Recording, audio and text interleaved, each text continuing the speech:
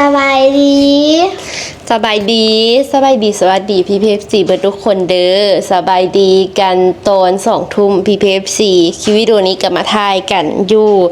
นอกห้องเนาะพี่เพฟซีเนาะบวกกับฝนฝอยแดดน้อยนึงถ้าได้ยินเสียงรบกวนก็ขออภัยนำเด้อพี่เพฟซีเด้อเนาะคลิปวิดีโอนี้ซีพาพี่เพฟซีมาไขคำตอบพี่เพฟซีคนลาวเฮานี่นิยมใช้สินค้าไทยกันแท้บ่เนาะเดี๋ยวคลิปวิดีโอนี้มาฟังคำตอบกันเลยจากครัวของคนลาวเฮาแบบเรียวๆเลยเด้อพี่เพฟซีเด้อเนาะเดี๋ยวสิพามาเบิ่งครัวยู่เฮือนของเอื้อยน้องลี่นี่แหละทุกคนและก็มาเบิ่งว่าอีหยังที่คนลาวเฮานิยมกินของคนลาวเฮาผลิตภัณฑ์ลาวเฮาเองและอีหยังที่เป็นสินค้าไทยแล้วเขาขาดบ่ได้เลยในการปรุงแต่งอาหารในชีวิตประจำวันคลิปวิดีโอนี้เดี๋ยวน้องลีพามาเบิ่งเดี๋ยวจะให้น้องป่านเป็นตากล้องให้เด้อทุกคนเด้อเนาะถ้าหากภาพเป็นอะไรกะ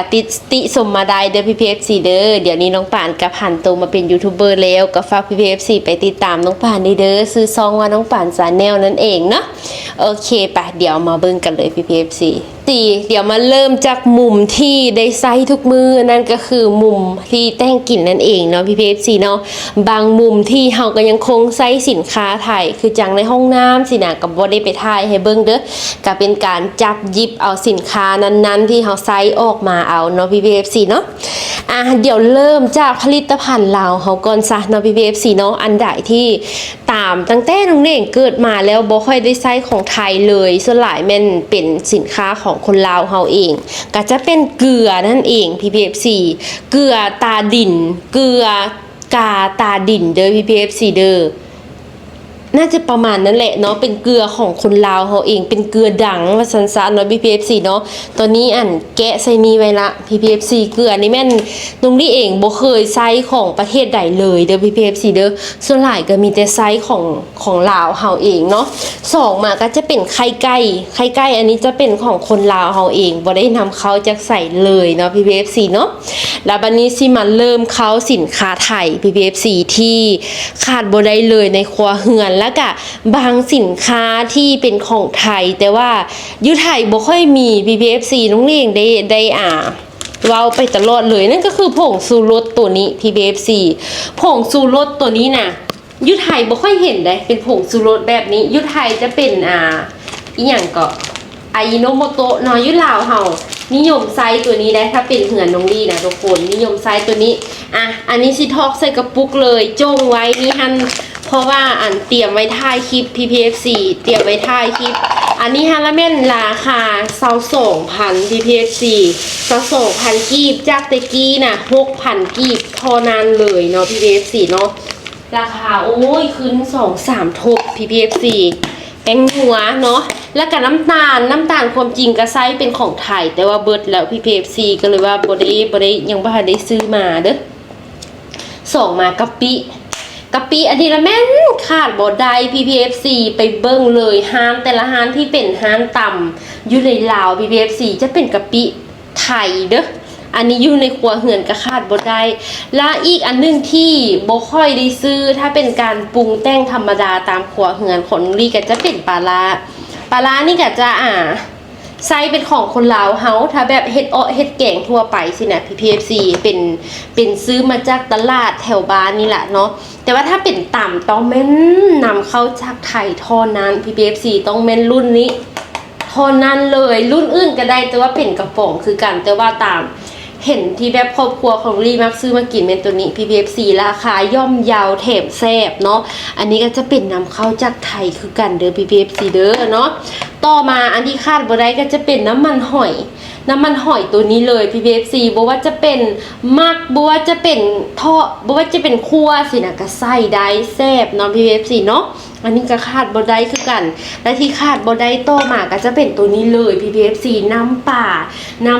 ต้องเป็นยี่ห้อนี้เท่านั้นน้ำป่าตาปลาหมึกตัวนี้เท่านั้นเลยเนาะยี่ห้ออื่นบ่เคยได้กิน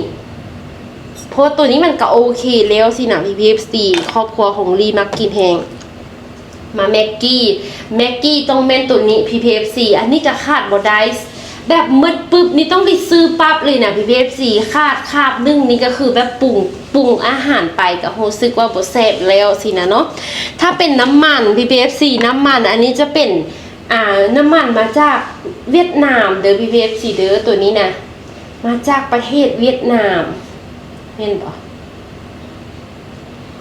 หรือว่าน้ำมันลาวเขาเองปะตัวนี้บ่แน่ใจว่าเป็นมาจากสาย PPFC แต่ที่แน่ๆบ่เป็นนำเข้าจากลาวจากไทยแน่นอนเนาะนี่อันนี้ซื้อแถวบ้านนี่ PPFC แต่ว่าถ้ามักแทโบกับโบปันใดตัวนี้แต่ว่าก็แทนกันได้อยู่แทนกันได้เด้อตัวนี้เด้อมาต่อมาอันนี้โบเมนสิ่งจำเป็นที่ต้องใช้ตลอด PPFC แต่ว่ามาถ่ายให้เบิ่งว่าโอ้เฮาใช้แท้สินะอยู่ในครัวเรือนเฮามีสินค้าไทยแท้สินะก็จะเป็นอันนี้ก็แม่นสินค้านำเข้าจากไทยคือกันเด้อ PPFC เด้อมาโซนเนี่ยมาอีกมาโซนเครื่องว่าเลยเด้โอ้ลืมเอาไม้มาโซนเครื่องเครื่องไซอาบน้ำสระผม PPFC นี่อันนี้ก็จะนำเข้าจากไทยคือกันเนาะจะเป็นตัวนี้เป็นครีมอาบน้ำอันนี้ก็บอกเลยถ้าบริไซตัวนี้ก็จะใส่เป็นสบู่กานกแก้วที่แบบโอ้ยอาบมาตั้งแต่น้อยขนาด PPFC แต่พอใหญ่มาแล้วพัดมามักมาใส่สบู่อันนี้เอา PPFC มักมาใส่สบู่อันนี้นี่เนาะผู้ใดใส่แดมันมีหลายไม่ยังได้อยู่คือว่าเป็นสีเหลืองอันนี้ฮันจะมีหลายรสมีหลายกลิ่นบ่แม่นหลายรสหลายกลิ่นเนาะแล้วแต่ละเทื่อกับกลิ่นก็บ่ซ้ำกันนี่ยาสระผมก็จะเป็นโดบอันนี้ก็นำเข้าจากไทยก็บ่จักสิว่าล่ะ PPFC ถ้าเป็นสินค้าไทยแล้วเฮามั่นใจหั่นน่ะเนาะถึกปลูกฝังอยู่นั้นมาตั้งแต่น้อยแล้วน่ะ PPFC นี่อันนี้ยังบ่หมดซ้ำซื้อมาไว้ละนี่รีจอยนี่อันนี้ก็นำเข้าจากไทยอันนี้ครีมนวดต้องเป็นซันซิลเท่านั้นสีนี้เท่านั้นที่แบบหอมติดใจทุกคนสำหรับลุงลีผู้ที่มักสระผมเนาะแล้วก็สไลด์นี่ยกให้เป็นเดอะเบสที่สุดของลุงลีแล้วก็สิใช้ตัวนี้ตลอดไปถ้าหากอยู่ลาวแล้วก็อยู่ไทยหรือว่าสิไปอยู่ใส่กระยาถ้าหากมีขนาด PPFC มีรุ่นนี้กันยังคงสิใช้ตัวนี้ล่ะสไลด์ไลปอนเอฟเห็นโฆษณาอยู่โทรทัศน์อยู่ทีวีมาตั้งแต่น้อยนี่ซื้อปองง่ายมาตั้งแต่โดน PPFC ละเมิดละเบิ่งจากสนิมเบิ่งจากฝุ่นเกาะเนาะเมิดละ PPFC ซื้อแบบนี้เลยได้แล้วก็จะเป็นซื้อเป็นปองใหญ่ๆฮะเนาะแล้วก็มากอกใส่อันนี้ไว้นี่กอกใส่อันนี้เพื่อให้มันปั๊มง่ายๆฮะนะเนาะ PPFC เนาะแล้วมาเบิ่งมุมตู้เย็นแบบนี้ PPFC มาเบิ่งตู้เย็นเนาะอันเบิ่งมุมนี้ก่อนซะนี่น้องปานปิ่นกล้องให้ FC เบิ่งนี่อยู่เทิงนี้เป็นกาแฟที่อ้ายเคยของน้องลี่มากินก็จะเป็นเนสกาแฟเป็นกาแฟสดเนาะเพิ่นเป็นคนออกกำลังกายเพิ่นบ่กินตัวที่ปรุงน้ำตาลจะเป็นกาแฟดำว่าซั่นซะเนาะที่เพิ่นกินนี่อันนี้ช่วงหายเพิ่นมากินนำเข้าจากไทยเบิด PPFC เนาะเครื่องไซส์ของสอยก็คือการเน้นไปทางนั้นคือกันเนาะและสินค้าลาวเฮาที่น้องลี่เองอยากแนะนำ PPFC เดี๋ยวสิว่าบ่สนับสนุนผลิตภัณฑ์ลาวอันนี้น้องลี่ซื้อมากินเองเป็นผลิตภัณฑ์ลาวเฮาน้องลี่รู้สึกว่าดีกินแล้วดีแท้ PPFC น้องลี่เองหั่นน่ะเป็นคนอ่านหนังสือเนาะอ่านหนังสือแล้วมันปวดตานะดุ้งไปแล้วมันปวดตานะน้องลี่ซื้อกาแฟบำรุงสายตาตัวนี้มากินแล้วรู้สึกว่าโอเคอ่านแล้วก็บ่ปวดสินะเนาะบ่แพงเลยมีแต่50,000กีบบ่ฮอด100 บาทซ้ำมี12ซอง PPFC เนาะสามารถซื้อไปกินได้น้องลี่เองว่าสิซื้อฝากไปให้แม่อยู่เนาะกินแล้วก็รู้สึกว่าดีค่ะนะนี่ซื้อมาไว้ส่ง PPFC อย่าติในความอันนั้นเด้อ6เด้อเนาะมาเบิ่งตู้เย็นบัดนี้ PPFC ตู้เย็นก็สิ66เด้อเดี๋ยวสิให้เบิ่งเลย PPFC นี่อันนี้จะเป็นอันที่เพิ่นเฮ็ดซูชิขนาด PPFC อันนี้ก็นำเข้าจากไทยคือกันเนาะถ้าสิเฮ็ดซูชิกินหั่นต้องมีตัวนี้เนาะแล้วก็อันที่ติดตู้เย็นมาเลย PPFC ติดตู้เย็นมาเลยก็จะมีตัวนี้นี่น้ำกะทิซาวเกาะนี่ทุกคน อันนี้ก็เป็นสินค้านำเข้าจากไทยคือกัน มา PPFC มาเบิ้งมุมที่ก็ยังคงต้องได้ใช้สินค้าไทยผลิตภัณฑ์ไทยแบบเฮาไซส์แท้ๆขนาด PPFC รีวิวให้เบิ้งแบบเรียวๆเลย อันนี้คือครัวเฮือนของคนลาวที่ดีไซน์สินะทุกคนอันตู้ซักผ้านี่อันนี้บ่แน่ใจว่าแม่นนำเข้าจากไทยบ่แต่ว่าไซส์ดีแท้ดีว่าทุกคนไซส์มา10 ปีแล้วเบิ่งจากผวมเก่าไซส์ดีแท้ดีว่าปั้นกะแหงแล้วปั้นเวลาเฮาปั้นแห้งขนาดกะแหงขนาดเลยเนาะบ่แน่ใจว่าเป็นของยี่ห้อใดเป็นนำเข้าจากไสเด้อแต่ว่าเรื่องคำเตือนอันนี้นะเพิ่นจะติดเป็นภาษาไทยเบิดเลยเนาะ PPFC เนาะแต่ว่าบ่แน่ใจว่าเป็นยี่ห้อใดอันนี้ โอ้เน่ๆๆยี่ห้อ LG ยี่ห้อ LG เด้อ PPFC เด้อบ่แน่ใจว่าของไทยบ่ผู้ใดฮู้ที่ผ่านมาเห็นคลิปวิดีโอนี้แล้วก็ฝากคอมเมนต์ได้เด้อ PPFC เด้อมาเริ่มอันนี้นี่ไซส์แท้ๆจิกหมดละ PPFC อันที่จริงเขาไซส์หลายแฮงแต่ก็คือว่าเลยเนาะไซส์แล้วก็ทิมไปพร้อมเนาะนี่คอมฟอร์ตนี่ความจริงไซส์หลายกินแฮง PPFC อันนี้ก็คือคอมฟอร์ตในตำนานเนาะตรงเป็นกินนี้แฟบบันนี้นะต้องเป็น easy PPFC และ easy เดี๋ยวนี้นะทุกคนมีของก๊อปเด้แล้วของก๊อปฮันฟอร์ดบ่ค่อยหลายปันใดเวลาเอามาซักกะบ่ค่อยคักปันใดแต่ว่าตัวนั้นฮันราคามันสิถูกกว่าออริจินอลเนาะแต่ว่าความจริงฮันเดี๋ยวนี้ถ้าเป็นตลาดทั่วไปนะมักซื้อได้ยากส่วนหลายจะเจอของปลอมมันแทบแยกบ่ออกเลย PPFC ทุกสิ่งทุกอย่างนะคือกันเบิดถ้าเฮาบ่เห็นแบบต้นฉบับนะเนาะมันสิมักมาตั้งกันอยู่อันรูปคนเนาะมันมักสิมาตั้งกันอยู่รูปคนนี่ PPFC ของปลอมกับของแท้นะเนาะนี่แฟบกับ easy เดินนำเข้าจากไทย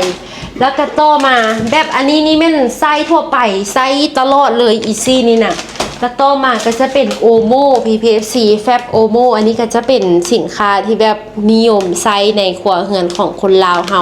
อันนี้หากระซื้อมาไม่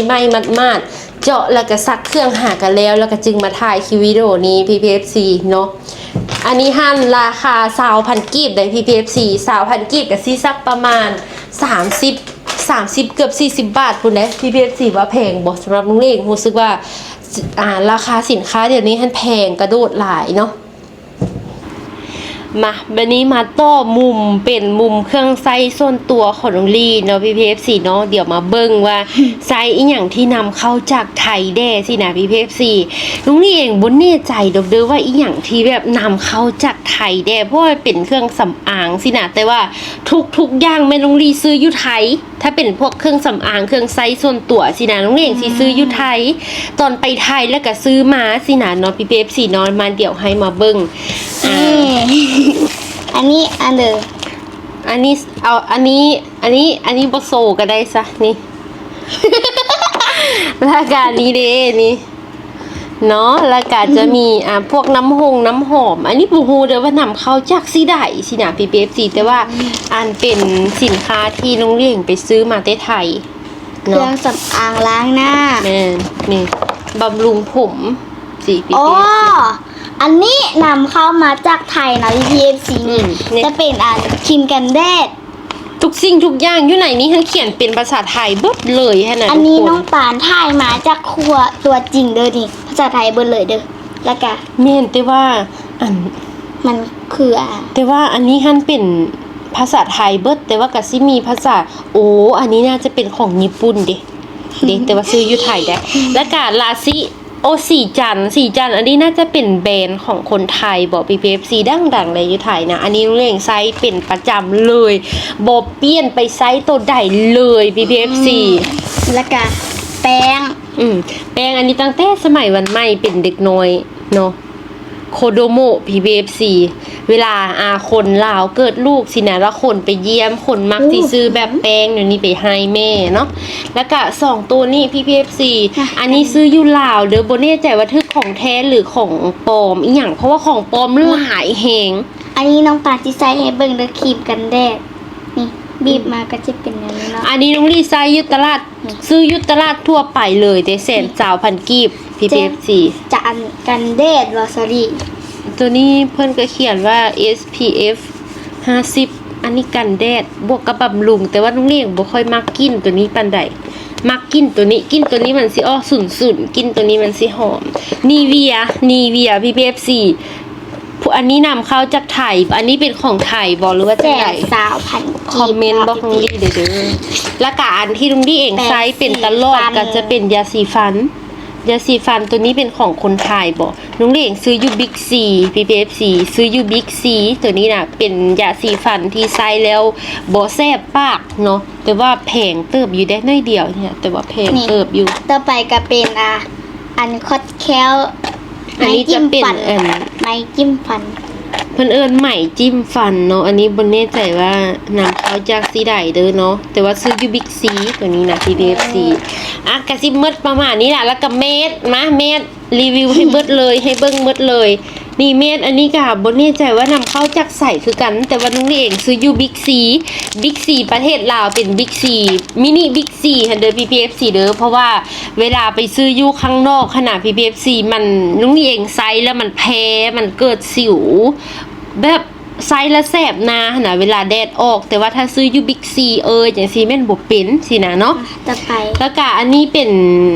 เครื่องสำอางผู้หญิง PPFC BB ครีมบ่แน่ใจว่าของอีหยังเด้ออันนี้เด้อเนาะเพิ่นบ่ได้บอกว่า made in สิใดสินะ PPFC Made in Thailand แต่ว่าตัวนี้ฮะลุงเลี้ยงซื้ออยู่ม่วนใจอยู่ลาวเฮานี่ล่ะเนาะกะสิประมาณนี้แหละเด้อ PPFC เด้อคลิปวิดีโอนี้เนาะมารีวิวให้ PPFC เบิ่งจริงๆในชีวิตของครัวเรือนของคนลาวเฮาเนาะ PPFC เนาะว่าไซส์สินค้าไทยแท้บ่ตอบเลยว่าแม่นแท้และอีกอันหนึงที่แบบนำเข้าจากไทยแต่ว่าอยู่ไทยบ่ค่อยได้เห็นก็จะเป็นรถ Honda รถHonda บ่แม่น Honda รถ Honda เว็บ100หั่นน่ะ PPFC บ่ค่อยเห็นแต่ว่าอยู่ลาวเฮานี่โอ้ยเต็มบ้านเต็มเมือง PPFC มาเวียงจันทน์นี่ละแม่นเห็นแต่คนขี่นั่นแหละส่วนหลาย เป็นยังไง ก็คือรถสลดอันนี้คันสีดำแต่ว่าน้องเลี้ยงบ่ค่อยมักขี่ BPFC เพราะว่าอย่างมันเป็นที่ต้องการสำหรับโจรเพราะว่าเฮาสิไปจอดอยู่ตลาดสินะแป๊บเดียวสิเขามาเอาไปเลยแล้วก็ที่เฮงหายไปกว่านั้นก็จะเป็น